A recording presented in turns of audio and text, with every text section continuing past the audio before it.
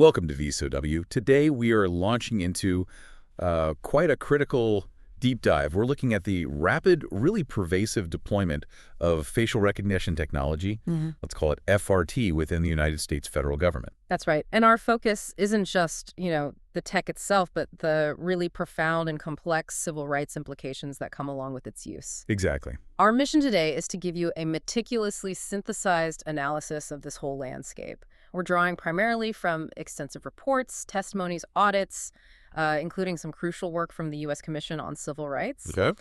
We're specifically examining how three key federal departments, that's the Department of Justice, DOJ, Department of Homeland Security, DHS, and interestingly, the Department of Housing and Urban Development, HUD, how they're using, or maybe more accurately, enabling FRT. Right. And then the subsequent challenges, things like accuracy, inherent bias, and some really serious oversight deficiencies that keep popping up in the sources. Yeah, the central tension here, it feels really acute, doesn't it? It demands serious consideration. On one hand, you absolutely have FRT's promise as this powerful, almost instantaneous tool for public safety, solving serious crimes, speeding up necessary processes. With the potential upsides. But then on the other hand, you've got this significant, really well-documented risk of algorithmic discrimination, privacy infringement, and the very real human cost things like wrongful arrests. Absolutely. So our goal here is to synthesize these often conflicting realities for you, looking really closely at the specific details we found in the source material. Okay, so to start, let's just firmly establish what we're actually talking about. When the federal government uses the term artificial intelligence, or AI, which we hear all the time now. all the time, it's broadly defined as a machine-based system, one that can observe its environment, adjust to new inputs, and then make predictions, recommendations, or decisions to influence outcomes, all based on objectives that humans have defined for it. Right.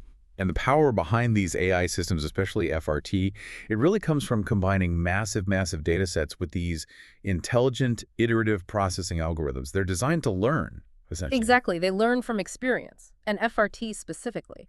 It works by taking an image of a face, could be live, could be stored, and transforming it into a unique numerical expression. Some call it a template. A face template. Yeah.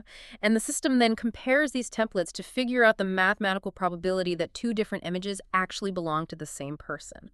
That comparison, that's the core mechanism. Got it. And the sophistication of these algorithms, it's just improving exponentially, which naturally leads to immense interest from government agencies looking to leverage this capability. The compelling use cases cited in the reports, they're numerous. Yeah, I saw that. Federal agencies, law enforcement components like the FBI, various teams within DHS, they're using FRT to aid their missions. And these missions range really widely, right? From complex cross-border criminal investigations to just verifying traveler identities at points of entry. We should probably acknowledge some of the anecdotal successes detailed in the source material. Because, let's face it, they're often the primary justification given for deploying the technology so widely. They're powerful narratives. Absolutely. Like after the January 6th events at the U.S. Capitol, FRT was credited quite publicly as playing an essential role in aiding investigations. Helping identify individuals from just huge amounts of photo and video evidence where maybe traditional methods would have stalled. And perhaps the most compelling, certainly the most frequently cited example, the one that really humanizes the technology's potential.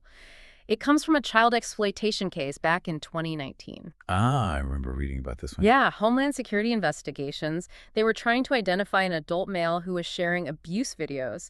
His face appeared just accidentally for a moment. Just a glimpse. Just a glimpse. When investigators used a commercial FR2 vendor, Clearview AI in this instance, the search came back with a match. It showed the suspect just in the background of some publicly posted image. Wow, just from a background shot. From that background image. And from that, investigators pulled two critical clues.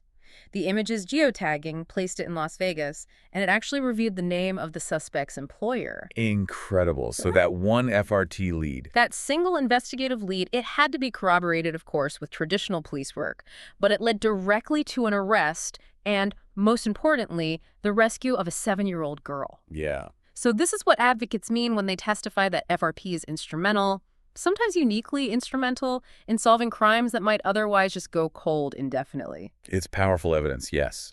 But it seems absolutely crucial that we distinguish between the two main ways FRT operates, because the risks associated with each mode, they seem fundamentally different based on the report. That's a critical distinction. Yeah. So let's clarify those modes. The first one is verification, right? Or one-to-one matching, they call it, 1.1. This is just about confirming a person is connected to a specific identity record they already claim to be. So it feels lower risk, higher confidence, like unlocking your personal phone with Face ID. Exactly like that. Or how Customs and Border Protection, CBP, uses it at airport entry and exit points. They verify a traveler's face against their stored document photo, like your passport or visa image. One face, one known identity. Okay, simple verification. Relatively simple, yes. The second mode, though, and this is the one that carries the most significant civil rights exposure, that's identification, or one-to-many matching. Here, the system determines if a record for an unknown individual exists within a vast database of known faces. So this is the law enforcement scenario. They take a grainy picture from, say, a convenience store camera. Precisely. And they try to generate a lineup of potential suspects from a database that might contain millions, or now even billions, of faces scraped from the internet. A successful match in this mode, it's merely a probabilistic lead. It is not confirmation of identity. It's the lead. And what's fascinating and, frankly, deeply concerning here is that while the technology's capabilities keep growing and improving at this incredible pace, meaningful federal guidelines and oversight seem to have severely lagged behind the real-world application. That's the recurring theme in the sources. It creates this fundamental governance deficit. We have this powerful, constantly evolving tool operating in really critical security and justice spaces. But the policy structures, the rules, they simply have not kept pace with its potential for harm. And this governance gap, it feels like it's exponentially compounded by the core technical problem. This inherent bias that seems engineered right into the algorithms themselves. It is. The accuracy rates of FRT, they vary dramatically depending on who developed the algorithm. And their real-world performance, it's fragile. It's affected by dozens of environmental factors: lighting, motion, image compression, the angle of the face, obstructions like masks or glasses. Real-world variables. Exactly. And critically, official testing, specifically the testing conducted by the National Institute of Standards and Technology, NIST, has repeatedly demonstrated a, frankly, staggering reality. False positive. That's where it thinks two different people are the same person, right? Correct. Those false positives are significantly higher for certain demographic groups. Okay, who are we talking about here? The data consistently points to disparate impacts on Black people, particularly Black women, people of East Asian descent, American Indians, women generally across the board, and also older adults. And this isn't just a slight difference, is it? The reports made it sound quite dramatic. Oh, it's not slight at all. We are talking about massive disparities in error rates. And these disparities translate directly into a disproportionate risk of misidentification for certain protected groups. Can we quantify that risk at all? Did the reports give numbers? They did, and they are stark. NIST testing found that depending on the specific algorithm being deployed, these false positive differentials can vary by factors of 10 to well beyond 100 times. 100 times more likely to be misidentified. Potentially, yes. And let's look at the absolute worst-case scenarios cited in the Commission reports. West African women aged 65 years and older. They were found to be over 3,000 times more likely to have a false positive match than Eastern European men between 20 and 35 years old. 3,000 times. 3,000 times. And this is the crucial point. It moves the discussion beyond just, oh, technology is flawed, to this technology is systematically discriminatory in its outcomes. Wow. Now, this racial differential, the sources suggest it's not rooted in, intentional malice by designers. Right. But rather in a lack of representative data used to train these systems. It's an entrenched technical bias. This reminds me of something the sources touched upon, that historical parallel with the Shirley cards used in film development decades ago. Can you maybe elaborate on how that historical technical bias informs this current FRT training data issue? It's a really apt comparison. Historically, back in the 1950s, film stock, how it was calibrated for exposure for color balance, it was standardized using these reference images called Shirley cards, and these cards typically featured white Kodak employees. Okay. So the practice standardized film to accurately expose light skin tones, but it often rendered darker skin and even certain colors like deep yellows or reds very poorly.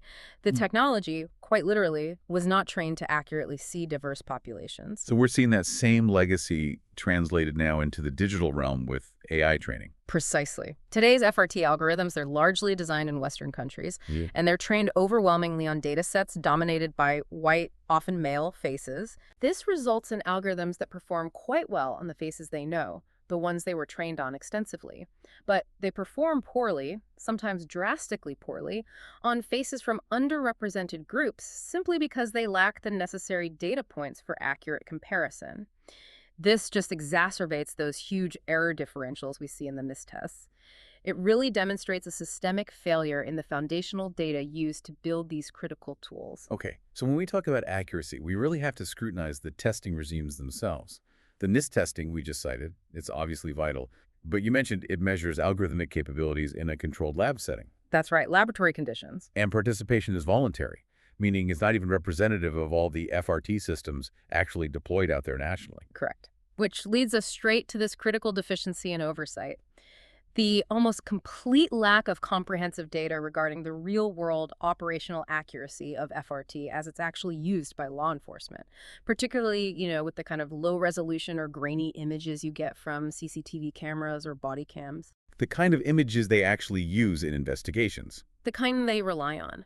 The reports highlight that law enforcement agencies often deploy systems that have never been independently tested in these operational environments. Now, recognizing this huge gap, DHS actually took a truly unique and important step. They funded and now operate the Maryland Test Facility, or MDTF. Ah, yes, the MDTF.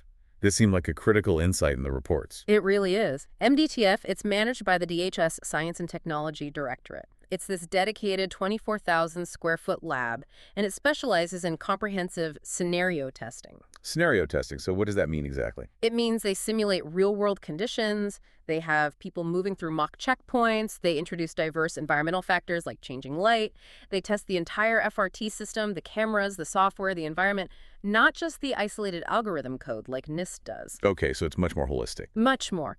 And this scenario testing is crucial because it accounts for all those variables, including human factors. They use volunteers from over 102 countries of origin to ensure diverse testing subjects. That's impressive diversity. It allows them to identify system-wide failures. And the Commission's review of MDTF's findings revealed something quite startling. A major source of error is often not the algorithm itself, Really? but the system's failure to acquire a high-quality image in the first place. The camera just doesn't get a good enough picture to analyze properly. Oh. And this acquisition failure, it gets worse when processing groups of people quickly, like in a busy checkpoint. And significantly, it disproportionately affects darker-skinned individuals. Issues like poor camera sensitivity settings or bad lighting configurations make it harder to get a usable image. So the problem shifts. It's not just bad code, it could be bad equipment or a poorly designed environment, but it still results in the same disparate impact. It's a systemic design flaw, top to bottom. Absolutely. And here's where we have to connect this back to the sheer scale of the databases being used, especially in that one-many identification mode. Right. Even if an algorithm boasts a minimal error rate, let's say just 0.1%, when you apply that tiny error rate to a database containing tens of millions or even billions of photos, That 0.1% suddenly becomes a huge number. it translates into thousands, potentially millions, of false leads, potential misidentifications. And because we know those error rates are disproportionately skewed toward marginalized groups, the human cost of those misidentifications isn't borne equally. The disproportionate impact is just such a serious risk, especially since, as you alluded to, when a machine spits out a result, there's this powerful human tendency to just trust it, which I know we'll get into more when we talk about accountability. Exactly. The human factor is key. Okay, let's move now to the specific application of FRT within those three federal agencies we mentioned at the top, starting with the Department of Justice and its components. Hashtag DOJ and law enforcement use. Right. So, DOJ components, most notably the FBI, they rely heavily on FRT for criminal and fugitive investigations. The FBI uses systems like its Next Generation Identification Interstate Photo System, NGIIPS, and also its Internal Face Services Unit. Okay. These systems primarily draw on databases compiled from criminal booking photos, mugshots, but increasingly they also pull from non-criminal sources, like state-level driver's license photos and other DMV records accessed through agreements with states. The scale is just massive, millions and millions of subjects. And beyond these government databases, law enforcement agencies often contract with commercial vendors too, right? Yes, and that's a huge area of concern. The prime example cited repeatedly is Clearview AI. Clearview. They're the ones who built their database by scraping billions of images. Over 10 billion images, reportedly, scraped directly from publicly accessible sources, social media platforms like Facebook, YouTube, even payment apps like Venmo.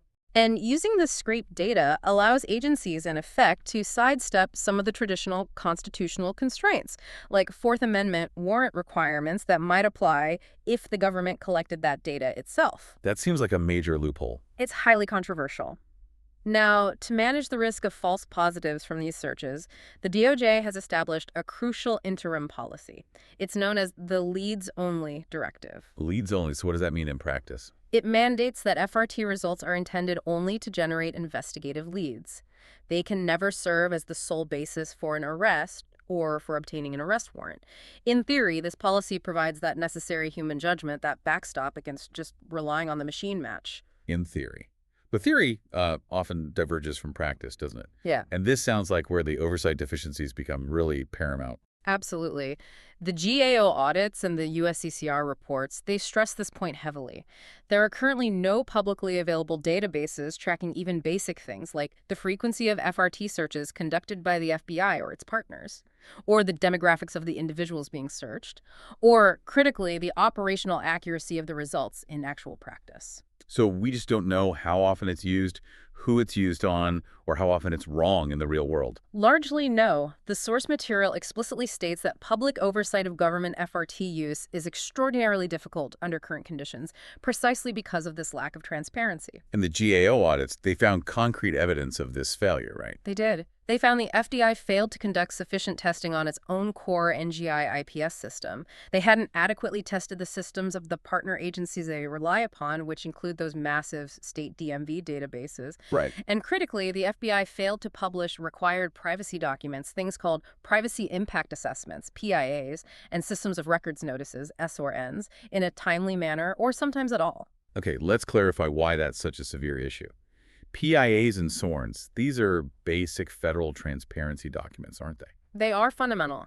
A PIA details how an agency is collecting, using, and maintaining personally identifiable information. A SORN provides public notice that a system of records containing personal information even exists. So if the FBI fails to publish these, If they fail to publish them, then the public, and frankly even Congress, lacks the basic information needed to understand what data is being collected, how it's being protected, and why its use is legitimate and necessary. Their absence signifies a really severe lapse in accountability, and it absolutely heightens due process concerns. yeah. And the audits found that even years after these concerns were first raised, the FBI had made only minimal progress in addressing the accuracy testing issues, leaving the operational deployment of these massive FRT systems largely unverified and potentially operating with unacceptable error rates. Which we know disproportionately target minority populations. Precisely. #BDHS and Border Travel Security. Okay, let's turn now to DHS, the Department of Homeland Security. Their mission is quite different, focused more on national security and traveler facilitation.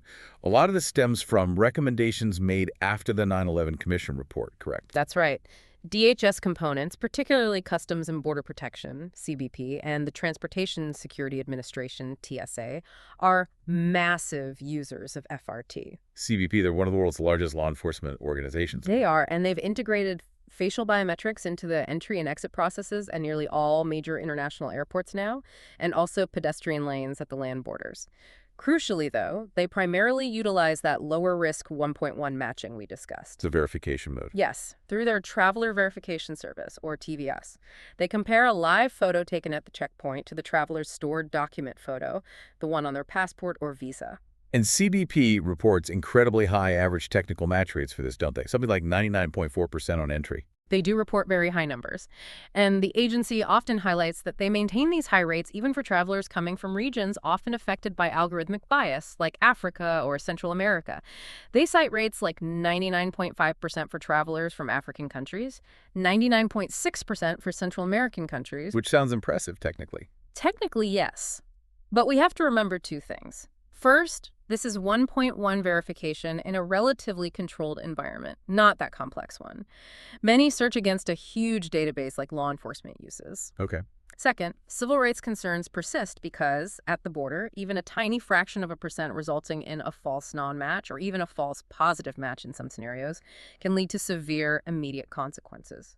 Think wrongful detainment, invasive secondary screening, missed flights, delays, potentially even deportation proceedings being initiated based on an error. Right, the stakes are incredibly high at the border. Incredibly high. Furthermore, the source material notes that the quality of the original source images, like passport photos from some African and Caribbean nations, is often poorer than, say, U.S. or European passports. This could potentially undermine those high technical match rates in actual practice. Even if the algorithm itself is performing well, image quality is paramount. That makes sense. Now, the other big DHS component using FRT is the TSA at airport security checkpoints. But they present it as an optional process for identity verification. They do. TSA states that U.S. citizens are always free to opt out of the facial scan and choose the standard identity verification process, where the officer physically checks your ID and boarding pass. But this raises that critical issue of the illusion of choice, doesn't it? It absolutely does. Advocates argue, very persuasively I think, that the physical placement of these FRT checkpoints, combined with just the underlying power dynamics inherent in the airport security environment, it casts serious doubt on whether travelers, particularly U.S. citizens, feel genuinely empowered to decline the scan. You feel pressured, you don't want to hold up a line, you don't want trouble. Exactly. For consent to be truly meaningful, especially in a system that relies on voluntary participation, the policy really requires signage to be extremely clear, very prominent, maybe even multilingual. But the reality often is that many travelers, feeling that time pressure and maybe a sense of coercion, just submit to the scan, which fundamentally undermines the whole opt-out mechanism. Yeah, optional doesn't feel truly optional in that context. Yeah. Hashtag CHUD and public housing, the unregulated frontier. Okay, let's shift now to the Department of Housing and Urban Development, HUD.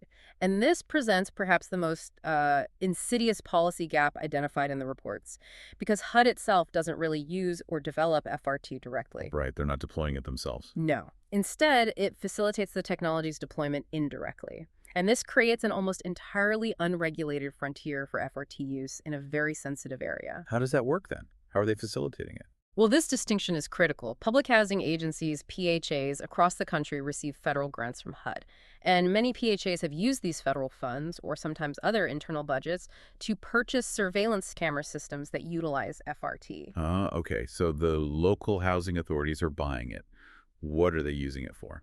The stated purposes are often things like building access control, replacing key fobs with facial scans, general surveillance of common areas, or monitoring hallways and grounds. And HUD doesn't track this. Currently, HUD does not track which PHAs are using FRT or specifically how federal funds are being spent on these systems. This means there is effectively zero centralized federal oversight of this technology's use in public housing. Wow. And this lack of control leads directly to what the source material identifies as potentially the most severe civil rights risk here: the possibility of violating Title VI of the Civil Rights Act. Yes, we really need to unpack Title VI here. Title VI prohibits discrimination based on race, color, or national origin in any program or activity receiving federal financial assistance. Which public housing obviously does, through HUD grants. Exactly. And because tenants in subsidized housing are disproportionately women, people of color, and seniors, all groups protected under civil rights law, and also groups we know are more susceptible to FRT errors. Right, the bias issue again. The use of this bias FRT for things like access control or even for monitoring minor lease violations creates an environment ripe for disparate impact. Okay, disparate impact. So even if the PHA's intent isn't discriminatory, maybe they just say they want safety, if the outcome is that the biased FRT disproportionately misidentifies, surveils, or flags individuals of color, leading to wrongful enforcement actions, maybe evictions, maybe just loss of access to their own homes. That is a violation of Title VI. That is the argument, yes. It's about the discriminatory outcome, regardless of the stated intent. And PHAs often cite safety, reducing violent crime as their justification for installing these systems. They do. However, the reports suggest these cameras are also being used, perhaps more often, to surveil and potentially punish residents for much more minor lease violations. Things like smoking on the premises or having unauthorized guests overnight. Furthermore, residents in subsidized housing, they often lack meaningful alternatives.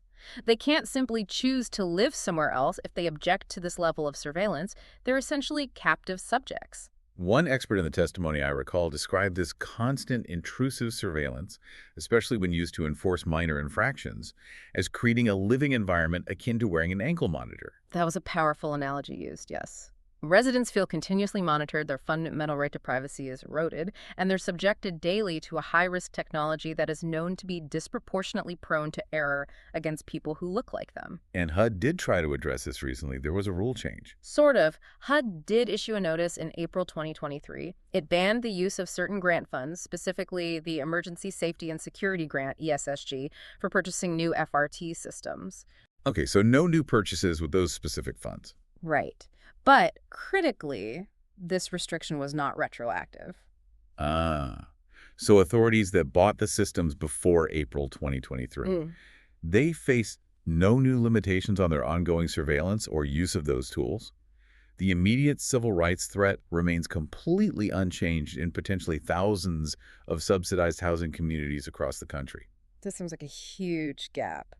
And if we connect this pattern, this HUD situation, back to the broader picture, the deployment strategy feels deeply troubling, doesn't it? It seems like these new high-risk technologies are often tested or normalized or kind of refined on the most marginalized populations first, like migrants at the border or low-income housing residents, before they potentially migrate to broader police use against the general population. It sort of establishes a precedent of surveillance on the most vulnerable first. That's a pattern that many civil rights advocates have pointed out, yes, normalizing it on groups with less political power or fewer resources to fight back. Okay, so this systematic normalization of high-risk tech brings us squarely to the crucial discussion of accountability. The prevailing assumption in current policy, especially the DOJ leads only rule, seems to be that a human reviewer will provide the necessary backstop against algorithmic error. That's the theory. The human in the loop is supposed to be the safeguard. But the sources suggest this human element is often, maybe ironically, a major point of vulnerability itself. It really is. Studies cited show that human reviewers, especially those without specialized training in how FRT works and its pitfalls, make the wrong decision about potential matches approximately half the time. Half the time. That's terrible. It's startlingly high. And the very act of the FRT system producing a potential match, even if it's flagged as a low confidence, one can cognitively bias that human reviewer. Right, you mean automation bias, the tendency to just trust the machine's suggestion. Precisely. Automation bias is powerful. The human reviewer, seeing the computer-generated lead, naturally starts looking for similarities between the probe image, the unknown person, and the candidate image returned by the system. They often unconsciously discount or just ignore clear differences that might indicate it's not a match. So when you have an algorithm that's already biased and prone to returning multiple lookalikes, especially for certain demographics, and then you place the final decision in the hands of a human who is subconsciously biased by the machine's potentially flawed suggestion. You create a perfect storm for wrongful misidentification. And this vulnerability, it's not just theoretical, is it? It led directly to one of the most significant legal developments we've seen at the state and local level, that settlement in Detroit. We really have to talk about the case of Robert Williams. Yes, the wrongful arrest of Robert Williams, a black citizen, in front of his wife and young daughters in 2020. It was based entirely on a false FRT match from two blurry surveillance photos of a shoplifter. That's devastating. It exposed the horrific human cost of these flawed systems when implemented without proper safeguards. The subsequent landmark settlement between Mr. Williams and the Detroit Police Department, DPD, established some crucial, really actionable policy mandates that now serve as a potential model for local governance elsewhere. Okay, so what specifically did that settlement mandate? Because this moves beyond just recommendations into enforceable legal requirements for DPD. The DPD settlement included three major requirements, among others. First, and most importantly, FRT results alone cannot be the sole basis for putting someone someone in a police lineup or for seeking an arrest warrant. Okay, so it codifies the leads-only idea, but makes it enforceable. Exactly. That initial FRT lead must be corroborated by substantial, independent, reliable evidence. Things like verifiable eyewitness testimony that lines up, or physical evidence connecting the suspect. Got it. What else? Second, DPD must now provide thorough documentation of any FRT use in an investigation to prosecutors, specifically for discovery purposes. This ensures the defense team has access to this potentially exculpatory information, the fact that FRT was used, the confidence score, etc. Transparency for the defense. Makes sense. And third, DPD detectives must undergo mandatory recurring training. Training specifically focused on the risks and biases inherent in FRT, particularly concerning people of color, and also training on avoiding that automation bias we discussed. That Detroit model seems really important, especially because it sounds like federal policy is still struggling to catch up, despite some recent efforts. It is. The executive branch has recently attempted to set broader policy direction through a couple of executive orders, specifically EO 114074 and EO 141510, and the subsequent guidance issued by the Office of Management and Budget, OMB, in March 2024. Right, the OMB guidance on AI use, what does that require? This guidance is intended to impose minimum standards on federal agencies when they use AI systems deemed rights impacting, which FRT certainly is. It requires them to take concrete steps, like actually testing the AI's performance in a real-world operational context, not just the lab. Okay, like the MDTF does. Exactly. Proactively identifying and mitigating discrimination risks before deployment. Consulting with affected communities to get their feedback. And importantly, agencies must provide a human alternative, some form of human consideration, and a clear remedy process for individuals who believe they've been negatively affected by the AI system. That sounds pretty comprehensive on the surface, but is there a catch? The source materials seem to highlight a significant hidden risk with this guidance. There is a potentially very large catch, the inclusion of waiver provisions. Waivers, meaning ways to get out of these requirements. Precisely. That's the crucial insight that arguably weakens the policy's overall effectiveness. These waiver provisions allow agency heads to bypass the minimum requirements if they claim that adhering to them would, quote, substantially increase risk to safety, security, or pose an unacceptable impediment to critical operations. That sounds incredibly broad. Critical operations, national security. Critics argue this extremely broad language creates an easily exploitable loophole. It could allow problematic FRT deployments, especially those justified under that expansive umbrella of national security, to continue without the mandated oversight, without the real-world testing, without the mitigation steps. So it demonstrates just how difficult it is to create comprehensive policy when security concerns can potentially be used to just override the civil rights guardrails. It's a constant tension. Now, beyond executive action, there has also been some movement in Congress, though legislation faces a tough path. Okay, what's happening legislatively? Well, various bills have been introduced. Some aim to mandate increased transparency around government FRT use. Others try to constrain the government's ability to acquire sensitive data without judicial oversight. For example, there's the Fourth Amendment is Not for Sale Act. Oh, but that too. It seeks to close that loophole we discussed, where government agencies can just buy massive sensitive data sets like Clearview AI's scraped face database from data brokers, effectively circumventing the need to get a warrant, which they'd likely need if they collected it themselves. Gotcha.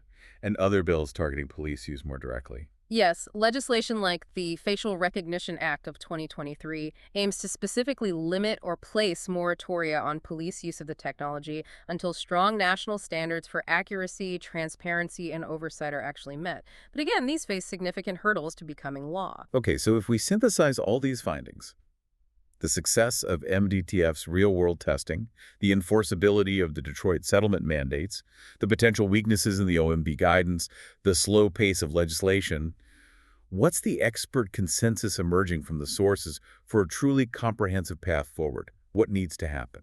Experts, including those testifying before the U.S. Commission on Civil Rights, seem to be converging on a kind of dual strategy. It focuses on institutionalizing that real-world testing and tying standardization directly to federal funding. Okay, break that down. Institutionalizing real-world testing first. Right.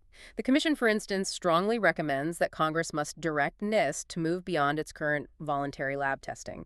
They need to develop mandatory operational testing protocols, protocols that assess how effective, how equitable, and how accurate FRT systems actually are when deployed out there in the field using models derived from the success of DHS's MDTF approach. Make FDTF's approach the national standard, essentially. And the second component, tying it to federal funding. This is critical for impacting state and local practice.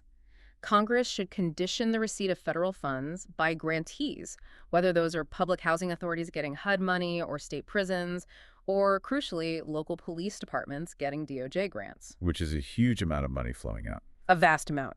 Condition that funding on their adoption of these new national operational testing standards and on implementing rigorous training standards for the humans in the loop, the officers actually using the tech. And that training needs to be more than just a check-the-box exercise. Right? Absolutely. It can't be. It needs to be comprehensive. It must include education on the technology's known demographic biases, the risks of automation bias, and actively work to develop a genuine culture of responsible use within law enforcement to ensure they're truly protecting civil liberties, not just rubber-stamping machine suggestions. Because without conditioning those federal dollars on compliance, the current patchwork of often weak or non-existent local policies will likely never adequately address the systemic risks posed by this technology nationwide. The money talks. So what does this all mean for you, the informed listener? Well, the policy direction seems clear, even if the implementation is lagging. Testing has got to rigorously move beyond the lab into the real world. Training needs to be intensive and specifically designed to counteract that inherent cognitive bias of human reviewers. And, crucially, these policies need demonstrable teeth, especially when federal funds are involved in state and local enforcement, because that is where the vast majority of direct public interaction with police actually occurs in the U.S. #TagOutDracore. So we've taken quite a comprehensive journey today. We've discussed the technological advantages FRT can offer, but also the demonstrable and deeply concerning biases that disproportionately affect protected groups, highlighted by that frankly terrifying potential 3,000 times error differential for some. We looked at the very varied state of governance across DOJ, DHS, and that almost entirely unregulated frontier of HUD-funded deployments in public housing. And we also explored the critical role of real-world testing, like at MDTF, and the importance of mandatory policy mandates modeled on things like the Detroit settlement in actually ensuring civil liberties are protected against algorithmic harm. And this brings us to our final provocative thought for you today, one that really highlights the true scale of this oversight challenge we've been discussing. Consider this staggering statistic from the reports. Federal arrests, those handled by agencies like the FBI or U.S. Marshals, they constitute only about 2% of all national arrests in the United States. Just 2%? State and local police departments account for the other 98%. So, if the policy gaps, the oversight deficiencies, the lack of transparency regarding FRT use that were exposed by the GAO and the USCCR, if they are this significant at the federal level where, theoretically, resources and scrutiny should be highest, how much greater is the risk? The risk of wrongful arrests, privacy violations, disparate impact in that much vaster realm of state and local law enforcement, where policy disclosure is often weaker, where training standards vary wildly, and where the public pressure to even disclose if FRT is being used is often non-existent. It suggests the problem is potentially far larger than even the federal picture indicates. The future of FRT regulation might truly be decided not just by Congress, but by these local actions, state laws, and ultimately by the willingness of federal agencies to actually use their funding power to enforce meaningful standards. Absolutely. Well, if this deep dive sparked your curiosity about this complex intersection of technology, justice, and governance, please remember to subscribe to VSOW for more in-depth explorations like this one. And if you found this content informative, please give it a like. We also love to hear your thoughts on the future of FRT regulations, so please comment below. Thank you for joining us as we explore this intricate balance between technology, safety, and our fundamental civil rights. Thank you for listening. Thank you for listening to VSOW.